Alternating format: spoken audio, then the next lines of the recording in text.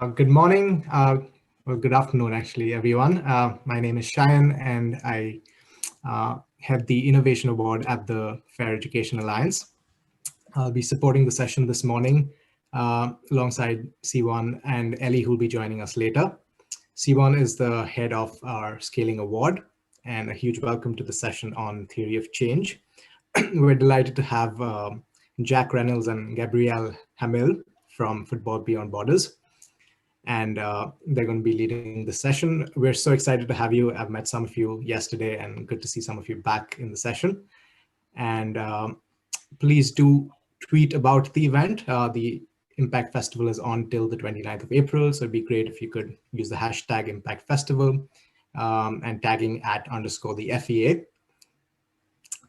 And before we kick off, I want to share an intro to the Fair Education Alliance and the 2 awards that are currently open for applications.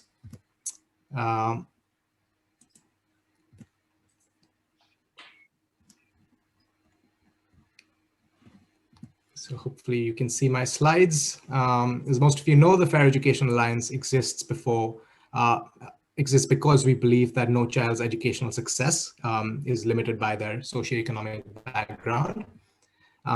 And the FEA is a coalition of over 200 organizations across the business, education, and charity sectors that collectively work to make education fair in England.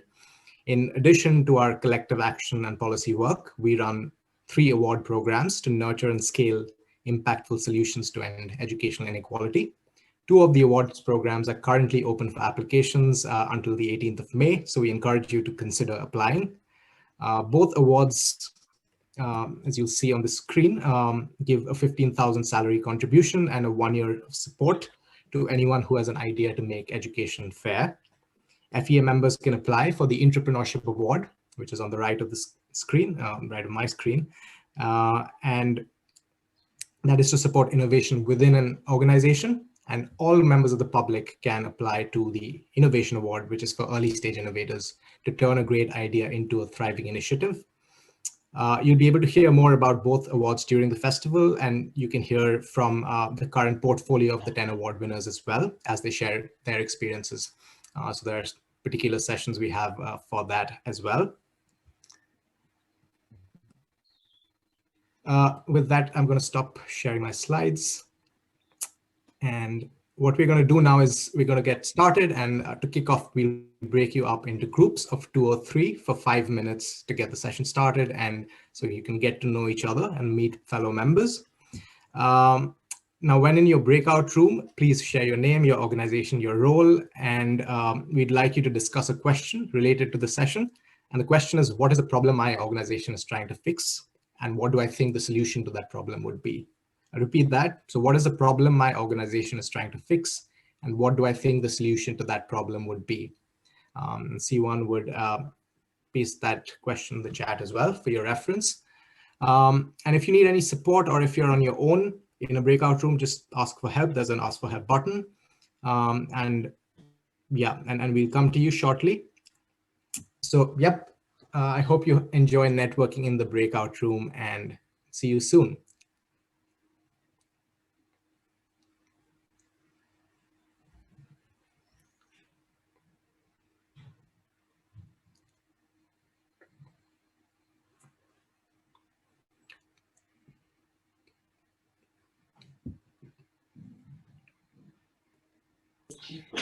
Cool. How long are they in that room? My school, instead of me investing in my school all of the time so that it's better than your school, I like the idea of every school being a great school and us having collective responsibility for that. Lovely. So, to echo back the question, you think there's a problem with the system, that the schools are a bit too competitive? They think, how can I be the best school almost, rather than Yeah, so I was a head teacher and CEO for just over 20 years. And there's an awful lot of looking inward and not knowing what's going on outside. And also the bit that frustrated me most was, one, not being able to find out where everybody was and how to, it's hard to collaborate. But the other bit that I found frustrating was, I knew what I was doing really well in my school, but what everybody wanted to talk about was external validation, which isn't necessarily what a school does best. and I would have been more than happily have shared what we were doing at, I would have been happy to share our excellence with other schools and do a swap in skills. Wonderful to hear, Alison. I spent the morning at an organisation in Nottingham learning from them. We are probably rivals for the same business, given who we both work with, but it was a wonderful morning of learning. So yeah, very much share that passion to learn from others and not simply look for external validation, but there's something that every school will be doing better than other schools, right, if you take the time to learn it. So sounds like a wonderful initiative, and I look forward to seeing how we get where we get to on this theory of change journey. I know there's probably different levels of skill around this area, so it'll be a broad session. It will try and make it really practically focused, and I'll talk you through what is going to happen. So first thing to say is I'm super motivated by driving question. It's not always a part of theory of change workshops, but I think it's really important for me because it guides every decision the organisation makes. And it is these two questions, essentially, that's at the heart of our work. I'm always trying to answer, what does it take to support the most disruptive pupils to thrive in mainstream school? And then secondly, through my own journey, done a lot of football growing up with a lot of guys who love football, but did terribly at school. I'm really intrigued in that question about how all that passion, all that interest, which a few of you have probably been annoyed by over the last 48 hours. First it was Prince Philip dominating the airwaves, and then the European Super League, the death of the Premier League, you know, and all of that came up as well. So we know it's a passionate subject, and so there's a question from me based on my own journey about how we can use that to achieve educational outcomes. So that's kind of the heart of what FPB are about, and it's also a broad thing, right? And it leads me to take lots of decisions and push the organisation in a way which may not always make the most business sense. So I'm just going to put that out there as a starting point.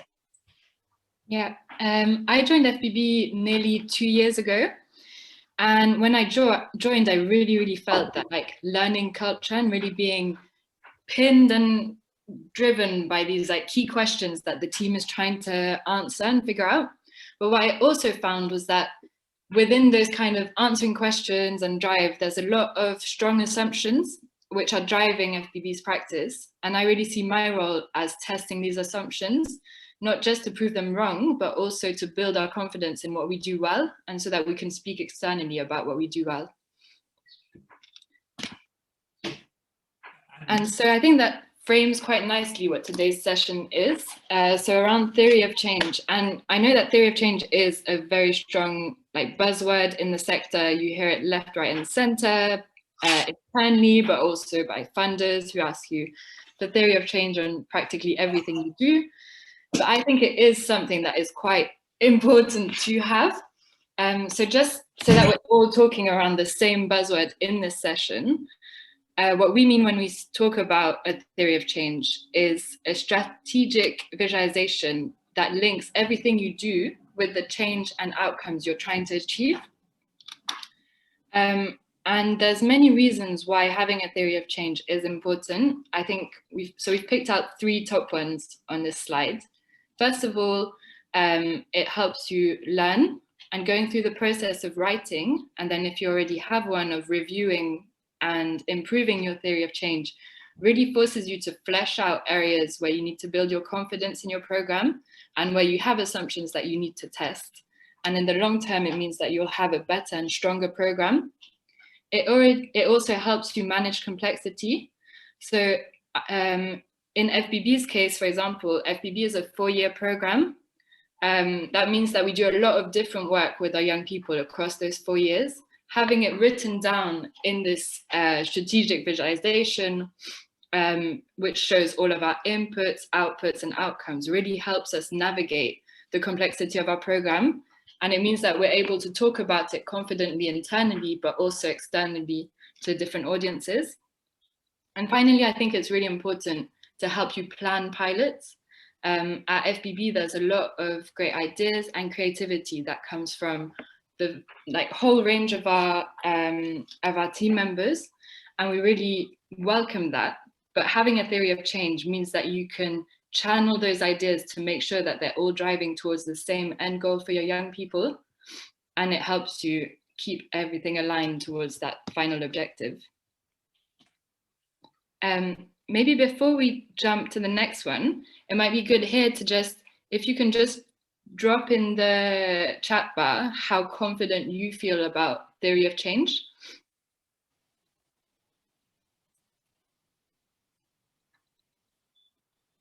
Maybe just telling us if you have one, if you don't have one, if you're looking to create one or refine one.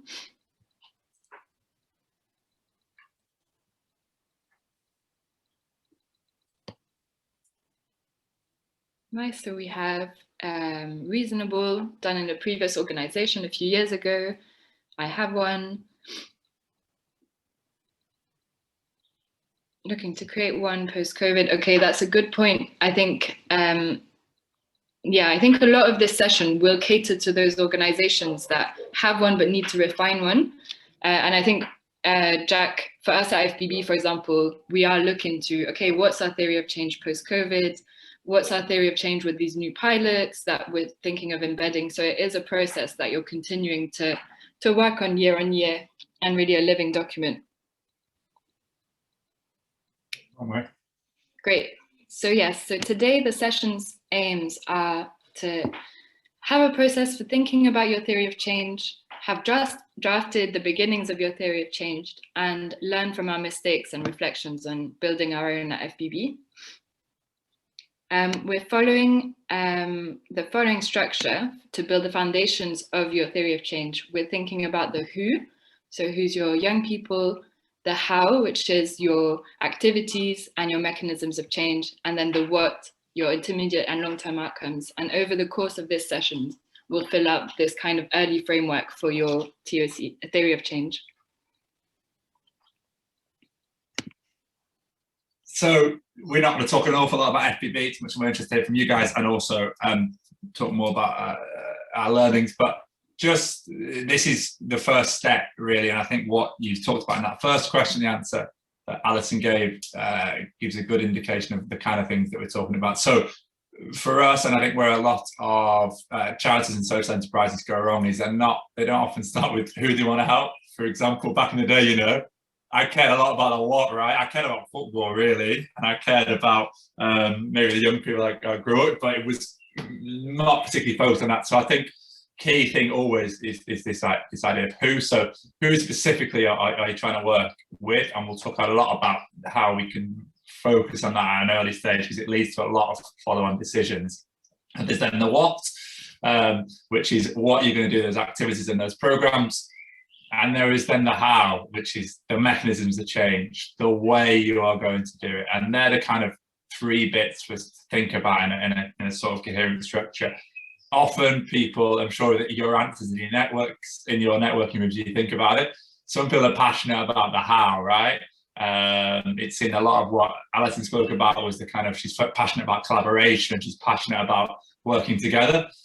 Some people are passionate about the what. Then I don't care what you do, right? You're going to speak to these funders. I don't care what you do. Your kids are getting their GCSEs, come and talk to them. No, I'm not bothered about how nurturing you are or your trauma-informed approach. Some people are really passionate about the who, you know. I know people, for example, who are passionate about supporting young people from Irish traveller backgrounds. That's their thing, right? And they start with the who. So there are different starting points, but yeah, this is kind of the little journey we're going to touch on today.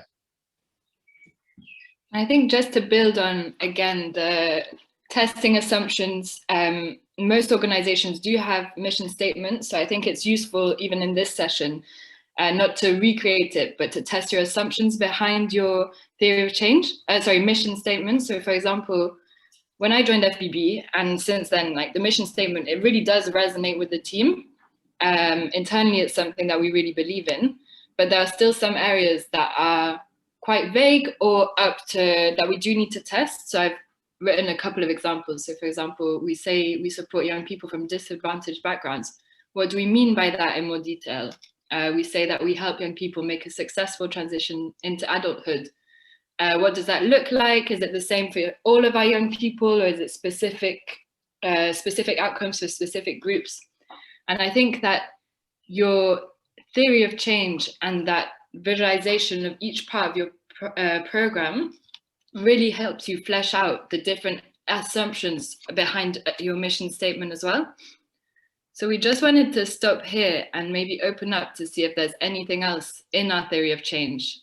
Sorry, I'm getting all of my buzzwords confused.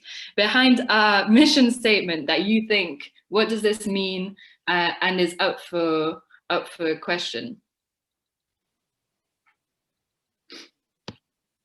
Feel free to come off mic or write in the chat bar, because we're quite a small group, so I think we can have a conversation. Sorry, do you mean by what do you think can be challenged within this statement or within everyone's individual statement? No, exactly, around this one. This one, okay. We want the challenge to start off with, right? We're going to use this a little bit to test some of our assumptions. And part of a theory of change is about a logic of a commitment to learning and an acceptance that you probably don't have all the answers. So inevitably coming along, we're going to find there are things within this which may not be clear enough or which may confuse people. So it's just a little chance to engage. What were the additional questions you'd want to know if you're presenting with this as the beginning of your theory of change process? I think the main one is the one Gabby's already picked up there, is what is a successful transition into adulthood? That's so big. So yeah, defining that. Yeah, defining that. That's in the impact strategy for next year. Happy with that. Yeah. Anyone else? One other we've probably got time for. What else within that you thinking? There's a lot of too much wiggle room on that. That's not really helping me to work out what you're actually going to do and who you're going to support.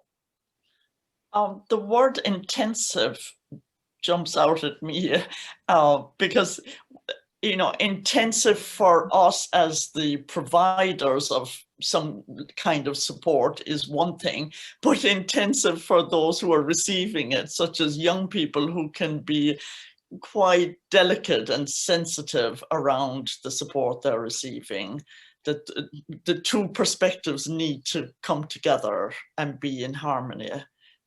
So I'd be curious to know a little bit more behind what that intensive support.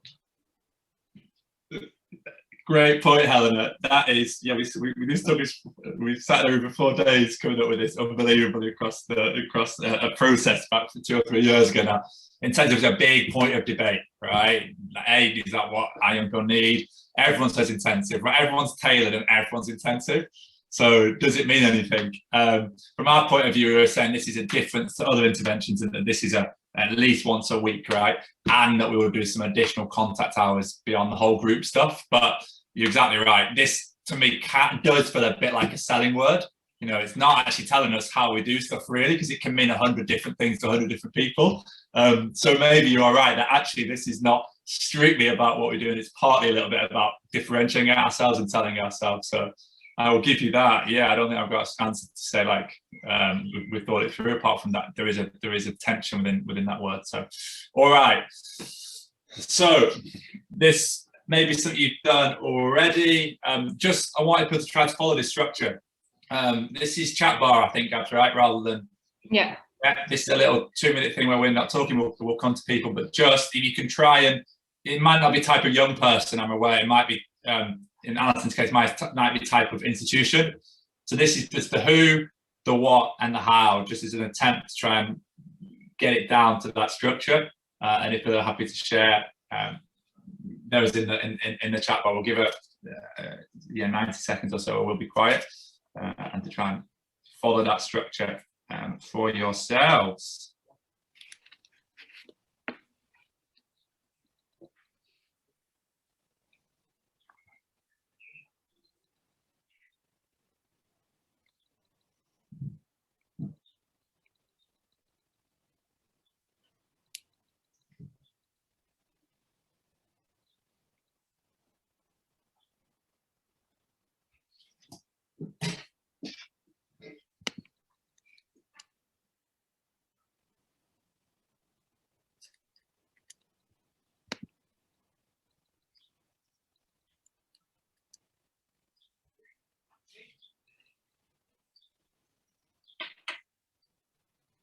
See if you're unable to answer either the who, the what, or the how.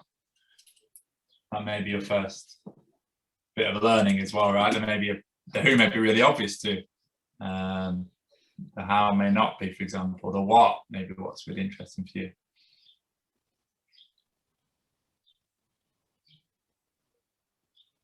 Lovely, we've got a couple coming through.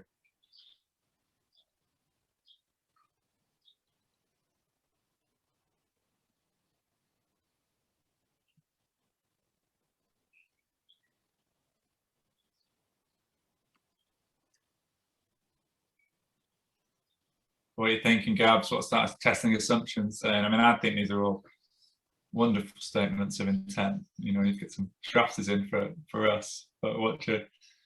I was just reading through, and I think through all of them, the who, what, how comes through very strongly. Mhm.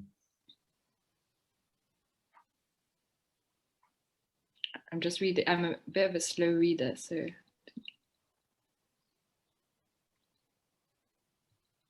Does anyone have the same kind of questions that I had on the FBB mission statement about your own mission? Who wants to share? Off mic, maybe.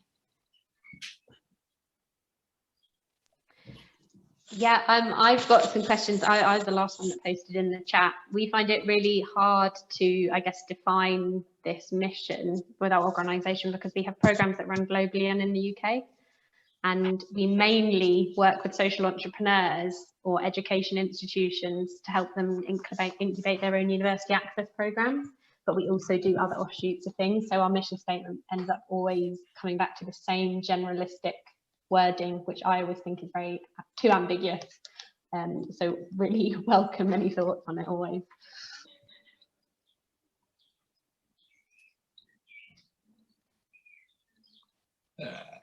We have a similar, this is Matt from Apps for Good, we have a similar sort of query around yours around what a successful transition is. We also want to give young people the skills they need to thrive, or words to that effect, and it's defining what that means is really quite difficult.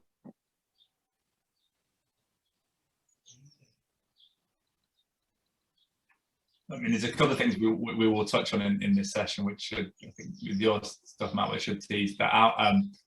In case it's interesting what you say, multiple programs, overall mission, theory of change. These are loaded debates. You know, I'm of the review largely. Ideally, you know, you do one thing and you do it well, which is the kind of specific focus that we have. But then you run into funding constraints, and already, for example, we work with boys and we work with girls. Our ambition is like that's one program, right? One theory of change, but we've sort of run into the reality of there are ultimately differences in it, so you can be an overdue complexity.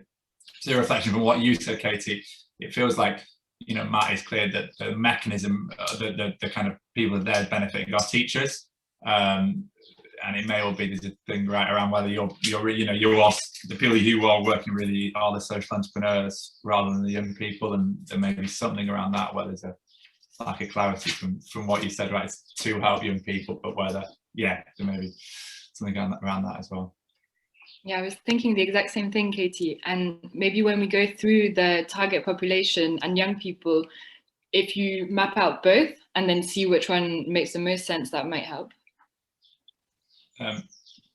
Final one, Alison's, I'd say, is probably the most inspiring. I kind of rate it, I want to get behind it, but it's in some ways the thing which I would find hardest to turn into a theory of change. I do think there is something around that as well, right? You're working in a context with all educators. You know, a lot of it is about like celebration, connecting, and then what do we mean by great school? So there's lots of stuff here. I think where I'm intrigued to see where we get to on the next stage, Alison, because I can imagine, that who bit and that how could get quite complicated based on such an exciting vision, but one which may be harder to be more specific on. So that's also a balance as well, right? As is a little bit technocratic, I'd say, the way we did it. So that can be a balance you find as well.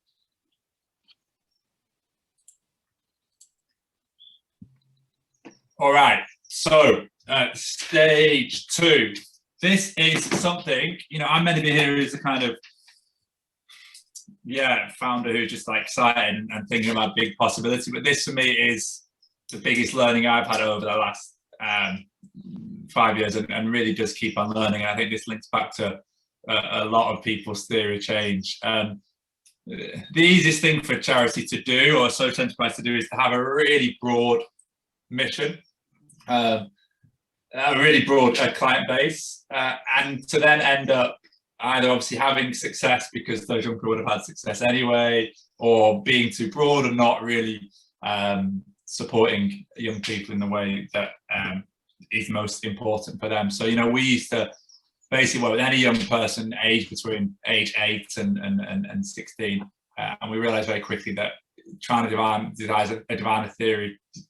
a theory change or an approach based on that is really, really difficult.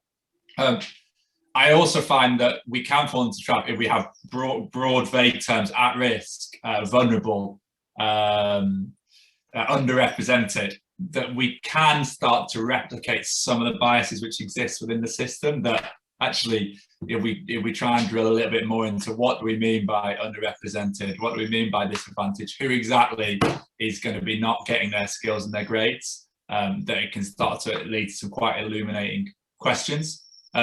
And then on the other hand, about 5 years ago, I was really aware that, or 3 years ago, I was really aware FPB could build a good business model or a good impact model. I think everyone often faces that choice. Our business model is work with young people who are on free school meals and are probably messing about a little bit, but ultimately have probably got a lot of protective factors in place. So they're going to keep on going to school. They'll probably go on to get their GCSEs, but you know, we know in year 7 they'll be messing around a little bit.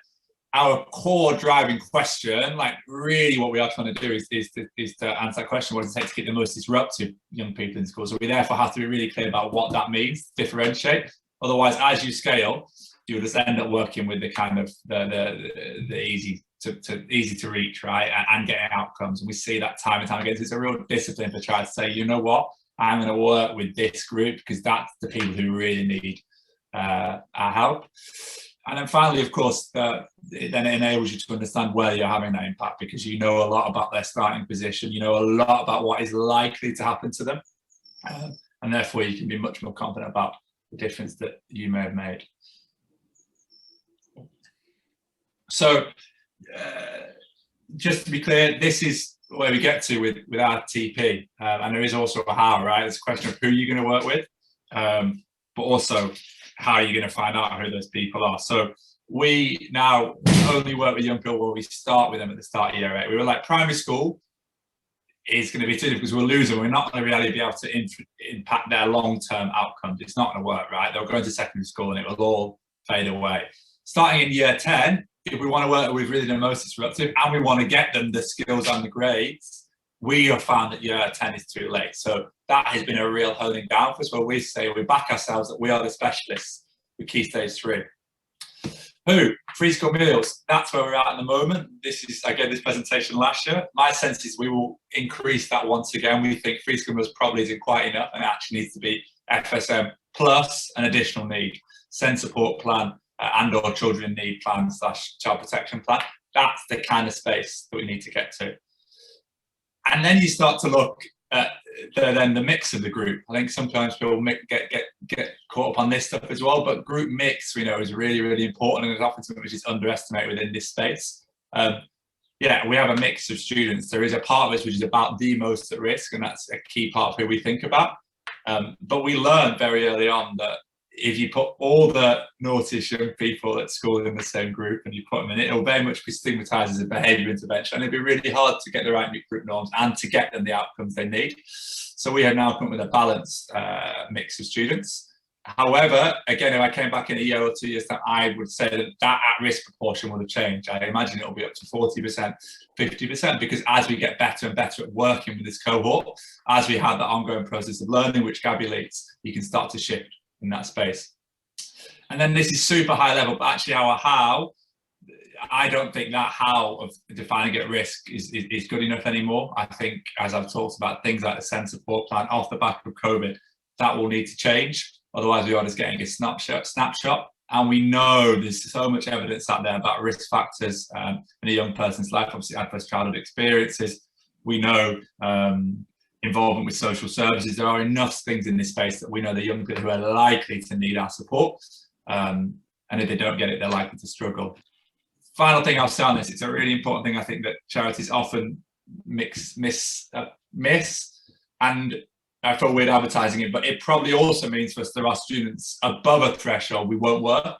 because we think they won't get to the endpoint we need. And that's always a hard decision for charities to take. So, for example, at FBB, we don't work with EHCP students, as an example. So we'll work with Send Support Plan, we'll work with Child Protection Plan, we'll work with Send Support Plan. Quite technical maybe this conversation, but there's a level of need where we say, we think that with the level of intensity that we're providing, with the expertise of our staff team, and with the journey these young people need to get on, so they get their GCSEs and they get their social and emotional skills, probably there is a level of risk there, a level of need, which is a bit beyond our capability. So I think that's also something I would say on this topic. Yeah, so what are we saying for this section? So we're going to break out into pairs now to discuss your own target population. So what we're going to ask you to do is to choose 3 criteria for your target population, thinking about who are you best placed to support, why they need your support, and also how you will identify them. I'm just going to put that in the chat bar as well, so you have it when you break out, and it will be for 5 minutes.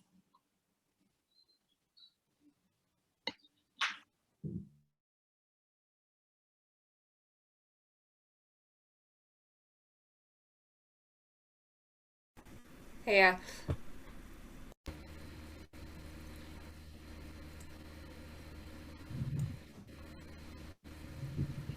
God, you've got to be efficient in these breakouts, haven't you? Are they too short? Because we can make them longer for the next one, I reckon. No, I think it's probably a good length. We just need to focus on the question quite quickly. Wait, Kate, whilst you've come off mute, how did your breakout go in answering that question? Yeah, that was great. So I was talking to Louise about Maths for Girls and how what groups she's going for, because it sounds like, correct me if I'm wrong, Louise, you're going through a process right now of whether you're going to start to use school stats to work with certain schools or maybe what, but basically a kind of everyone. And from my perspective, yeah, we've got like some government targets which drive quite specific groups that we target. But there's obviously a wider, just like underrepresented in animal science group who we're trying to do as well. So we're always kind of playing that balance, but we identify them through specific measures. So like polar and IMD, if anyone loves those geographic measures, and from BME backgrounds, and then lots of mini categories like care experience. And so with your own, where you have the government ones and your own, do you think of it as separate programs, or is it the same but just with different young people? It's the same. It's the government targets are just a very specific. So a lot of our programs will do a wider group than that we're like, these guys can all benefit from our programs as well, even though they're not going to give us one more point on that. Mm-hmm.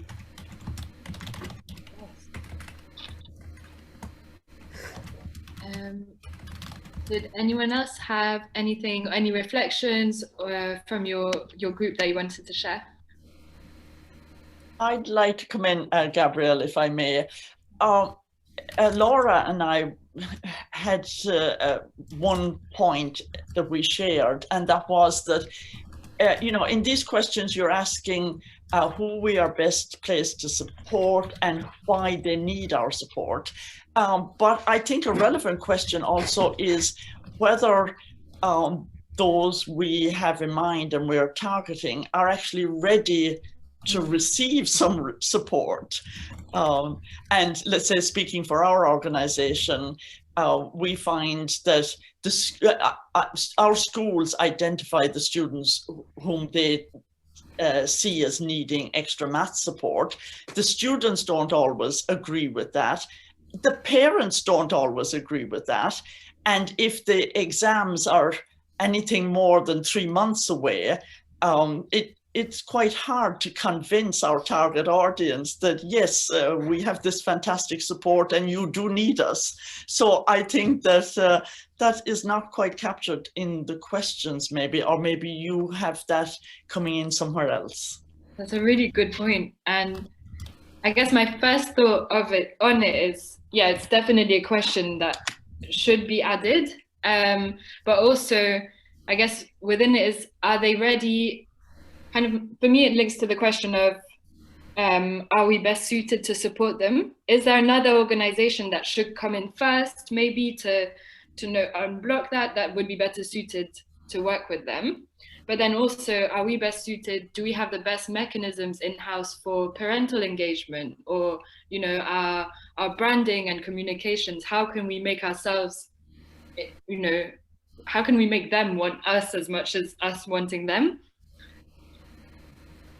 I think it's a very good point about.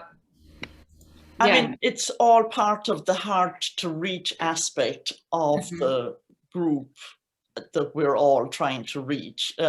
It's the young people are hard to reach, but so are the families, aren't they? Yeah. It seems then like the first step within your theory of change, right, is that reaching. And that drives a lot of assumptions, because programs are very much not just about what you deliver in the classroom, right? I think that's often, and FBB, for example, if you look at FBB, I don't know if anyone's ever taken the time to go to our Instagram or our Twitter or our website, we look cool. Like, it's not that I'm particularly cool, it's a bit of an embarrassment that I'm associated with the cool charities. I'm here in my Clark shoes and my like woolly jumper, right? But we have realised that these kind of students often don't want to engage with charities. I took a group of students on a trip 6 months ago in our minibus, variety minibus, donated, gave us a minibus on the old variety scheme.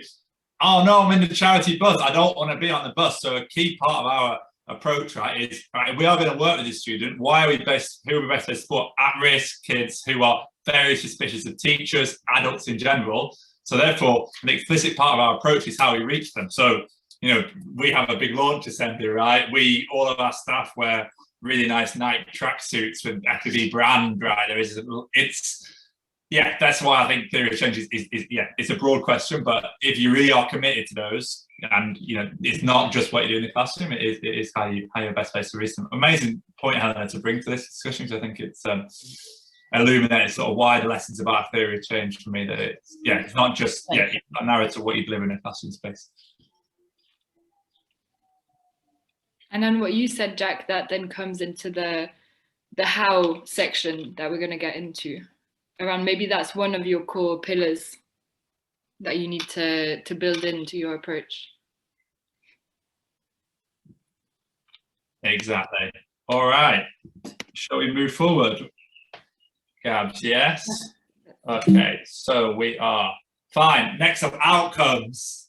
All right, this is my view on outcomes, but there is my view on outcomes, which is outcomes which we think we can measure or make a difference. And then I will just say that actually, in many ways, everyone at FBB is really passionate about relationships. I was sitting on my front step yesterday, speaking to a colleague, and a boy I used to work with rode past on a bike. I didn't see him for 3 years, and he said, "Jack, whoa, it's you. How you doing?" And that was a wonderful moment. We had a chat. He's going to Nottingham Trent University next year. He's working in a pizza shop now, and that, for me, my heart, that's why I do this work. I know that in an intangible way, FBB and myself have had an impact on that young person's life, which will carry with him and will be with him, right, and will shape him. But I just put this as a caveat: we don't put that into our outcomes, right? The relational stuff, the fact that boy I knew when he was 12 ran on his bike, he's happy to see me, and it's going to have to, he's not a part really of our outcomes. So this is how we have thought about how we've got to our outcomes, and I'll just talk through this, and this is partly to try and make it practical and helpful for people. First one, something that you can influence. Can you have a significant influence on it? We don't, for example, talk about access to university. We obviously talk about a successful transition. We don't talk about staying in employment or education. That would obviously be two things for making our transition more clear, that would have been helpful. But we say we're going to start working with students when they're 16. How much are we confident that we're shaping that? So we know actually we're going to be working with them until they are 16. So therefore, the obvious thing for us to try and influence is GCSEs. For example, school attendance. Second one, though, is then, are they intrinsically valued and understood? I do think we have a responsibility, I feel a responsibility to young people to, do things which actually other people will get and are of value. So, for example, we're passionate about relationships, and we do that initially by reducing behaviour points. That's a key part of our approach. We work with young people who are really struggling at school and are in the top 10% of behaviour incidents in the year. 3 years ago, really, our aim was to reduce those behaviour points. The question I ask myself, right, if you're going to a job interview when you're 21 and you say in year 9, I went from getting 130 behaviour points to 45 behaviour points, it's not going to be understood and it's not going to make a big difference. That's one area where because of that criteria, we've changed our focus. And secondly, actually, I'll come back to this in a second. Next thing is affecting the vast majority of your cohort. So actually, fixed term exclusions, permanent exclusions is kind of what we're associated with.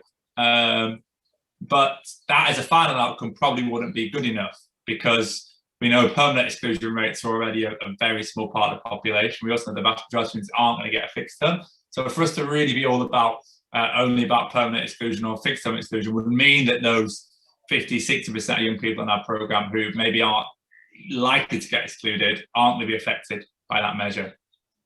There's then the tracking over time. We work across a long-term program, so for us it's been really important to have measures where we can see that journey. Short-term programs may have a different sense, but for us it's been a key thing to be able to work through.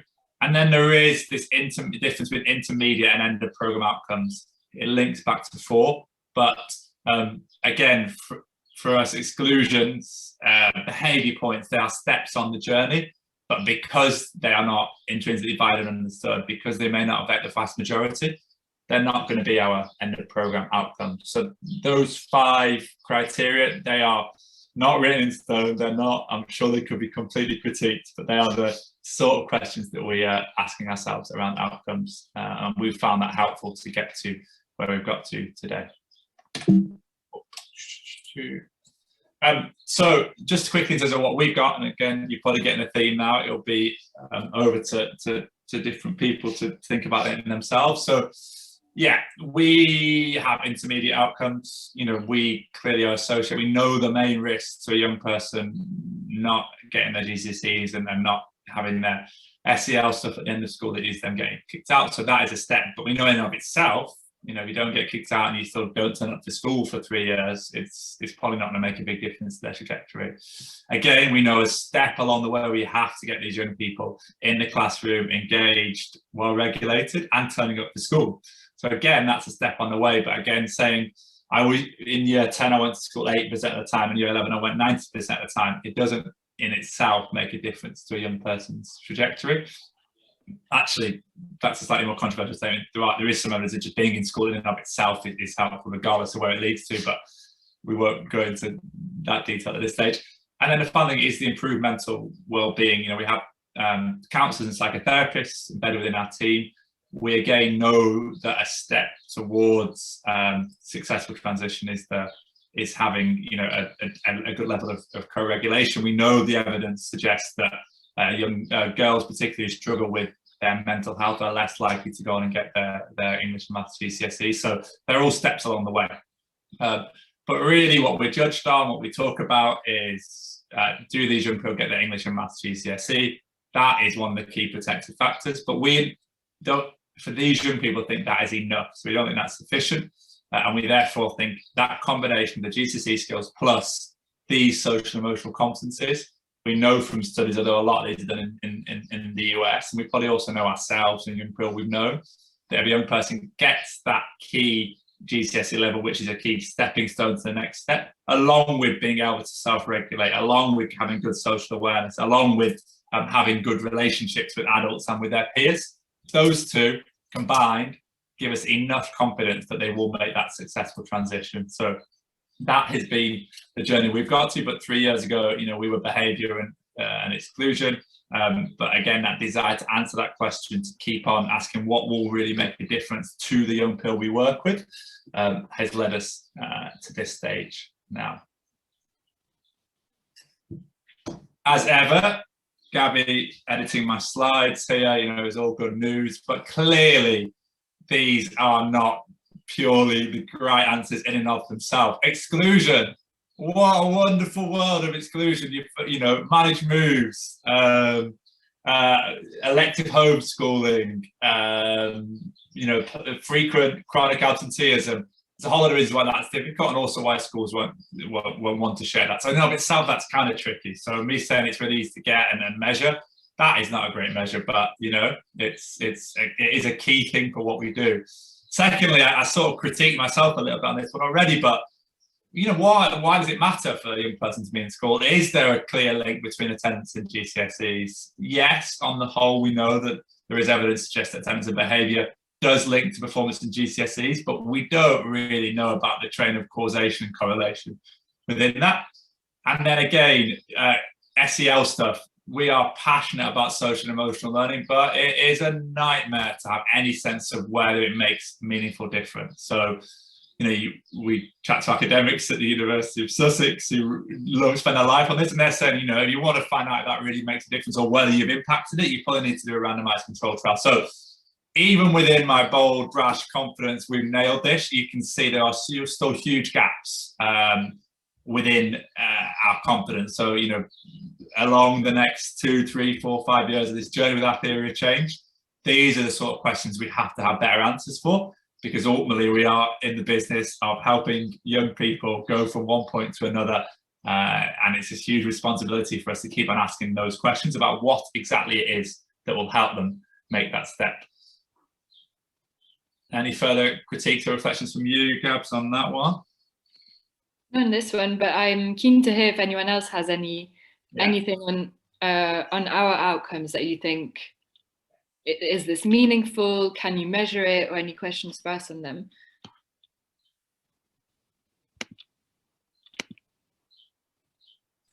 Yeah, I think it's the link between the intermediates and the end of program. So like you said, with what is the link between attendance and GCSEs, are those intermediate outcomes successes in and of themselves? Or are they meant to be, in this context, just an indication that you're going the right way? It's such a good question of, are they valuable or an outcome in and of themselves? I think they're a mix of both. I think, but what we think is, for example, a young person not getting excluded isn't good enough, because for that successful transition into adulthood, we think that not getting excluded from school is the minimum. And then the next step is, okay, do you have your English and maths GCSEs? Do you have those skills to be able to make the next step in their life? I think one where it kind of mixes into both is the social and emotional learning skills. That is both an intermediate and a long-term outcome.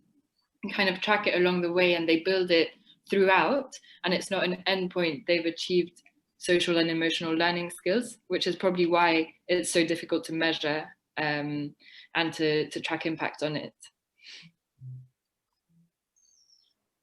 And even doing this, it comes to this question, which I think we should try to look into, Gabs, which is this question about whether actually there are, I don't know whether there are differences in NEET rates between those who stay in school but don't get their GCSEs and those who are excluded from schools. That's a good example of where there probably is an assumption we don't know. We're saying like stopping these young people being kicked out is so important, but actually I don't know that at the moment. This kind of assumption we haven't really worked through there.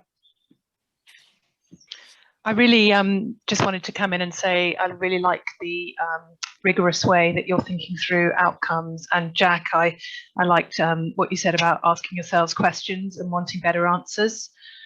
For me, I'm a bit more relaxed about outcomes, and I'd like some challenge back on this.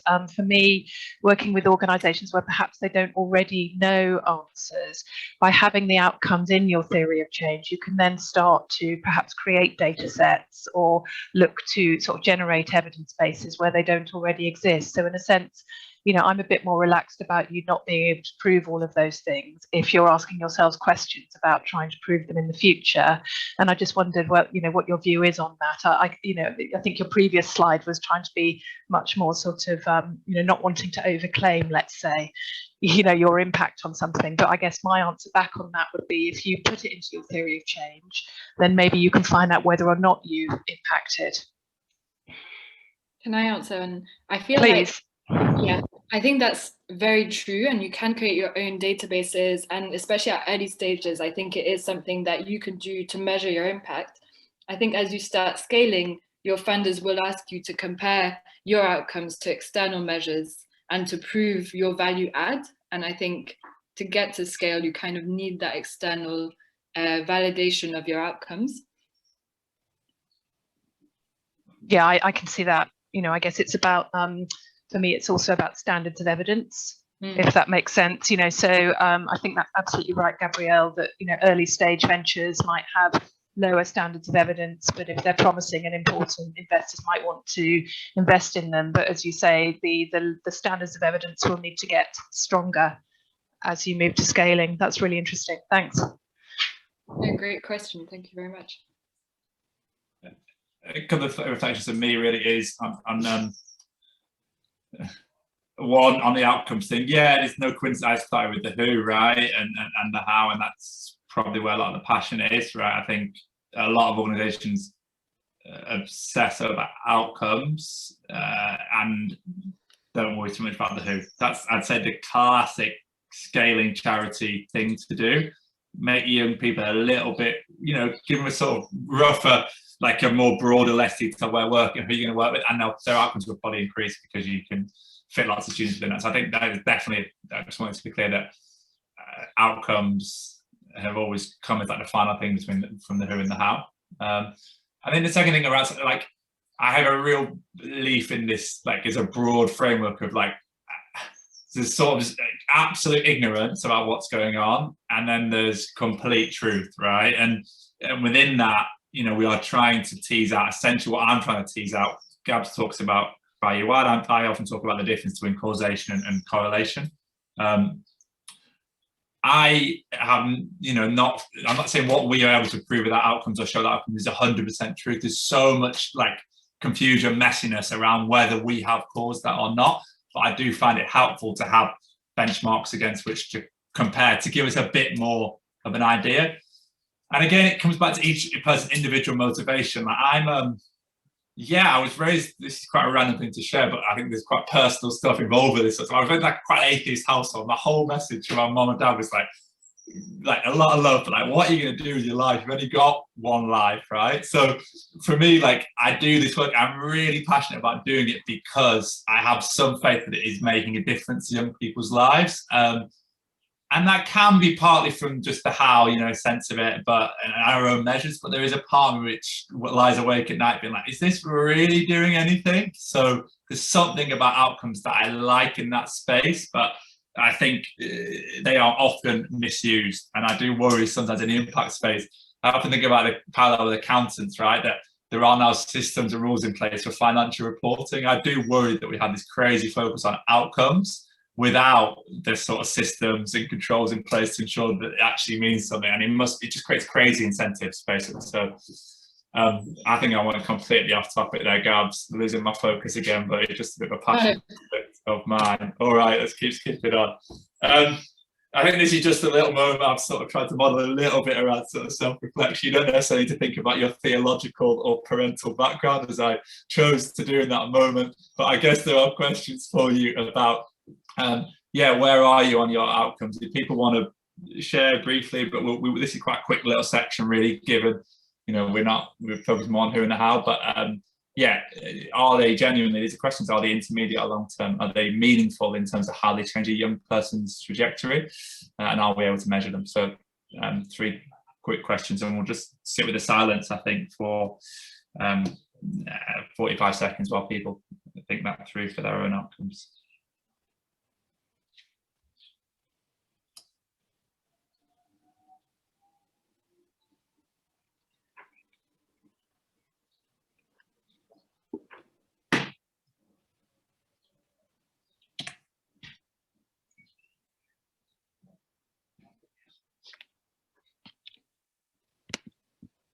All right, Gabs. Great. We're finally getting onto the how. So we've done the who with your target population, the what with our outcomes, and now we're getting onto the how. So talking about your program.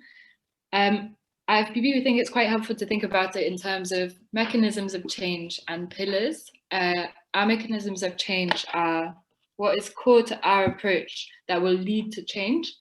So Jack has mentioned it a lot. We think that relationships are core. The fact that we're long-term, we're embedded in young people's schools, community. We also do family engagement, and also that we are asset-based. And then our pillars is how we facilitate that change. So what do we do specifically? For us, we run classroom sessions, football sessions, engaging trips for young people, and also one-to-one therapy with our most at-risk young people. And then,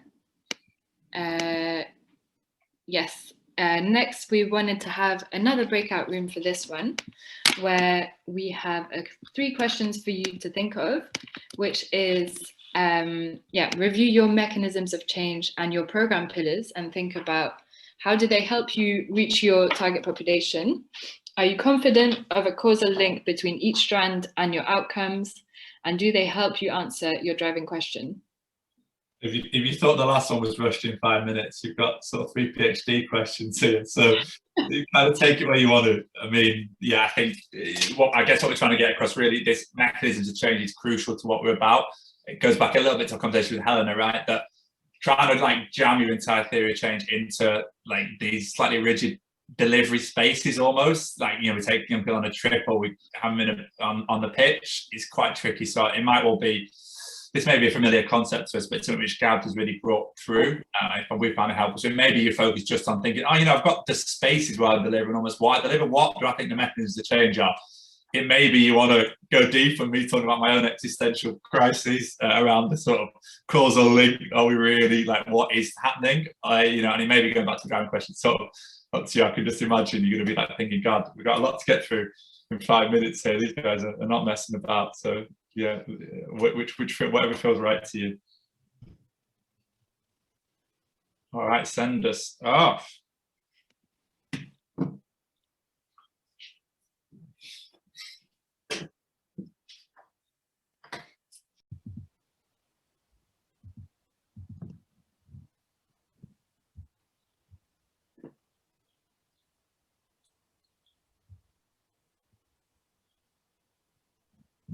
Hello, welcome back to today's webinar. Hello again. Anyone want to come up? Anyone answer one of those 3 sort of PhD questions? Good to hear someone we haven't heard from so far. I'm just thinking maybe not. Maybe people just want to. Anyone want to? Abigail, I don't think we've heard from you. Then, have you had any reflections from what came out of the session from that particular answer? Sorry, I came in quite late to the meeting and I didn't want to put myself on audio because I've got a baby in the background, so I didn't want to disturb you. So I'm sort of in and out. I was just thinking, sorry, can you still hear me? Yeah. Yeah, and the baby, which is nice. I've got a newborn at home, so it's lovely to not be alone in the sort of background crying. So yeah, you probably hear the baby more. But when we talk about outcomes, like the project I was just hearing about then was linked to a school. So I think perhaps with school data at hand, it might be easier to prove outcomes. But I'm at the beginning stage, very much at the idea stage of this project. And I'm not sure as yet whether I want to work inside schools with schools. And I'm wondering how easy it would be as a result of that to show outcomes from what I'm doing. It's a really good question, Abigail, which could have a long answer. It's really difficult in this space. Like, outcomes focused work does tend to lend itself to working with schools. I think you've touched on something there, and I think this sort of drift away from community-based sustainable models for community-based work over the last 8 years has partly, well, for lots of reasons, but there's definitely something about that within it. So where are you going to be working and who will you be working with, I guess is the question. I would like to work with other arts organisations, so theatre groups, primarily, sorry, I'll get my words out, and other creative groups in spaces outside of schools.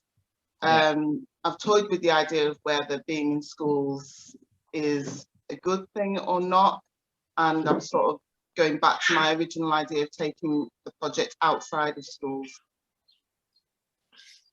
All good. I mean, it sounds like possibly, you know, some of the other arts organisations, you could obviously have contracts with schools where you did community-based delivery, but, you know, were able to get their outcomes. You know, it may well be that you choose to do, you know, survey data, but have, you know, those arts organisations survey people who are similar but not on the programme as well, so you get a bit of a comparison group.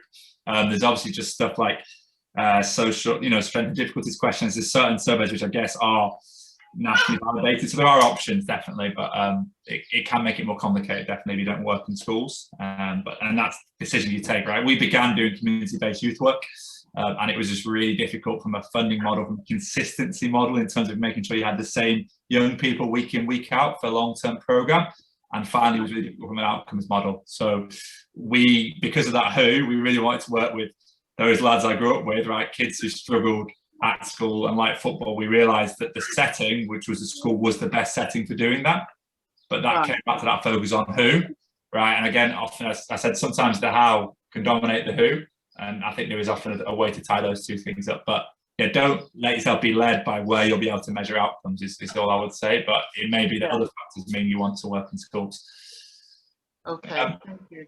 Good reflection of, again, exactly the sort of thing which you want to be teasing out at this stage, because I guess but it may not be the final decision. That's also what I would say. It's going to change. You know, we started out doing youth work, then worked in Bruges. You know, it took us 3 or 4 years to get to where we are now, and I think it is settled now for a little while. But these are the kind of questions, you know, there is always a sense of doing it and seeing, having that reflection, revisiting your theory of change as well. I'm going to move on quickly so we get a bit of chance for feedback. This is the grand unveil, although you've seen this before in bits, but you can see that this is kind of where it gets us to. So our young people, this will be a very stripped back version. I think I'm also, you know, we talk about our young people, first thing, who we're working with, the activities and the mechanisms of change. I think it's good to have those 2 bits, and then the what. And you can see there is then this journey through the program. There are then our actual theory of change has a whole section on the assumptions we're testing as well, and the things we're still not sure of. And our theory of change also right at the start, because this asset-based approach tries to phrase these in like an asset-based way. So here we've said, you know, free school meals, passive learners. We talk about our young people as entering a really exciting period of exploration in adolescence, passionate and engaged with activities outside of the classroom, influential and popular at school. So there is a little thing within this, but broadly, in a very simplistic way, that's the journey our young people go on. These slides will be shared, of course. If people want to know just our young people, activities, mechanisms of change, intermediate outcomes, long-term outcomes. This is what is killing me. This is what we're trying to do. It was a pretty intimidating session in that we had to try to do these things. We made a little case of why you should have a theory change. Hopefully through our reflections, we've talked about why it's been valuable for us on our journey and why it continues to be valuable. We aimed basically to, in terms of, I'd say, the pillars, we were based on our pillars, which was one, a process of thinking about your theory of change, and then a pillar was to try and, you know, draft it. But then really, hopefully, in some ways, the mechanism of change within this would hopefully have been the fact that we've tried to be open about where we've struggled, where we've learned things, where we've had some twists and turns along the way. Because probably beyond anything else, a theory of change for me is around giving yourself a structure to start to flesh out those key questions. Gabby, any reflections and learnings from you around what went well and even better if? And then it'd be good to get Phil in the chat bar to finish with those questions before we go back to the FEA. What went well? I thought it was the depth of reflections and questionings that we got from the group. Maybe because we were quite a small group, I feel like we really managed to get into some deep conversations. Even better if, I was just thinking, like maybe it felt a bit rushed at times, and whether we could have done something like bring in like a pre-read or have a think about what's a key question that you want answered through this workshop, and then be able to tailor it a bit more to different people in the group. Thanks, Gabby. Yeah, it's Phil just put in the chat bar www.EBI. I'm just going to think out loud. So for me, the EBI, I always wanted at the start, I messed up. I wanted everyone to have that bit of paper where they wrote like the art, the who, the what, the how, that thing I showed you. So people would go away with that in a very structured, simple way. I worry that we didn't do that.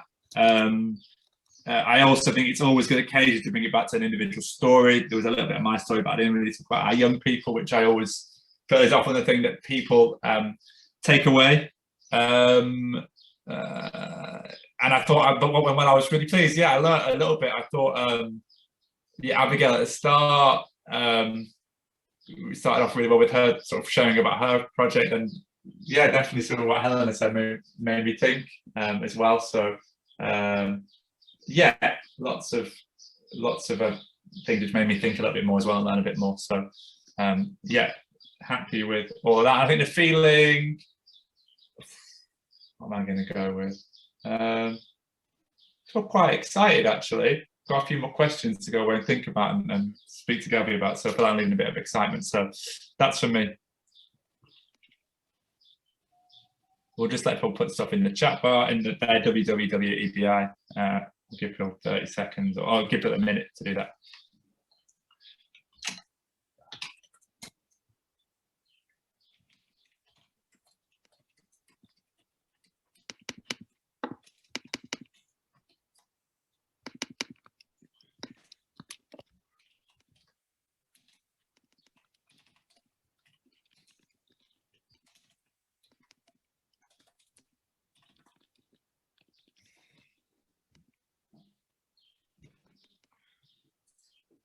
All right, keep filling that in. I think it's back to our wonderful host to bring it home.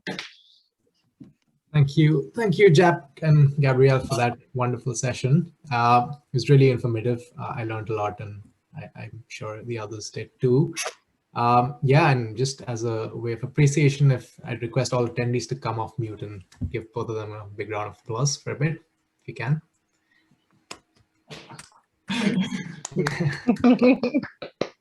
Thank you so much. Yeah, in the spirit of feedback, which I love the way you modeled it at the end, Jack and Gabrielle. We'd also love some feedback from the FEA's end, especially because it's the first year we're running this, the Impact Festival, and so feel free to send us an email with your immediate thoughts at fea.events@faireducation.org.uk. I think Ellie's put that in the chat. We'd love to hear from you. And before we leave, love to get your quick thoughts on the session. So what I'm going to do is launch a poll. So you can quickly vote and let us know what you thought of the session. Just give me a moment. Great. So I've launched the poll now. Hopefully you can see that on your screens, and take a moment to fill that in.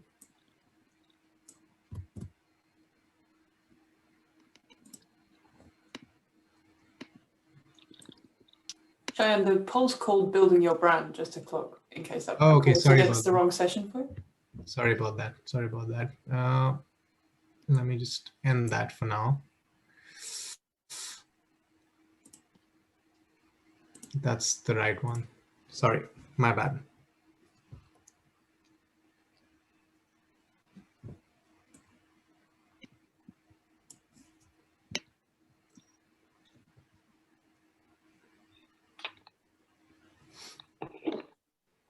Yep, I can see some votes coming in.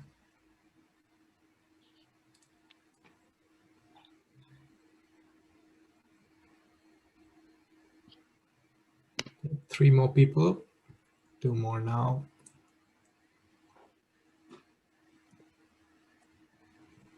Just give you a moment to complete. I mean, we do like feedback, but it is kind of awkward. It's got the poll, like, it's killing me with live feedback, you know. Imagine somebody been sweating on this. It's so funny. I like it. There's lots of feedback for the session in various formats. Just one last person to vote. Yes, perfect. I have everyone's votes. Thank you so much. And again, before we leave, we also have some great sessions lined up for the rest of this week and next week as well. So tomorrow we've got business plan, where to start at 11 a.m. We've got problem research at 3 p.m. And then on Friday, we have a session on acing your grant applications. So hopefully these are all relevant for early stage innovators. And we also have some great sessions lined up next week as well. So if you're unable to make any of the sessions, we'd love for you to join, of course. But if you can't, we'll have recordings as well for this.